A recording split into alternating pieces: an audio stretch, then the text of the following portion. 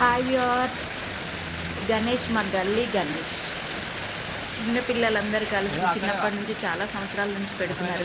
వీర Shivaji youth association group తరపున చాలా మీలో ఎంతమందికి నచ్చిందో కింద కమెంట్ చేయండి.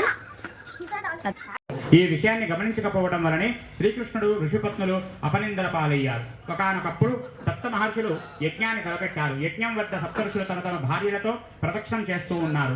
వారు ప్రదక్షిణం చేస్తున్న సమయమున ఋషిపత్నులను చూసి అగ్నిదేవుడు వారి పట్ల మోహితుడయ్యాడు.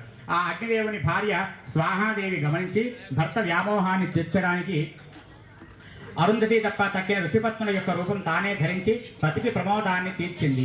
అగ్నిదేవునితో ఉన్నవారు తమ తమ భార్యలే అని ఋషులు జయ జయ గణపతి దివ్య నమస్తే శ్రీ మహాగణాధిపతి దేవతాభ్యో నమః ఆనంద కర్పూర దివ్య మంగళ నీరాజనం సందర్శయామి. హర నమః పార్వతీపతయే హర హర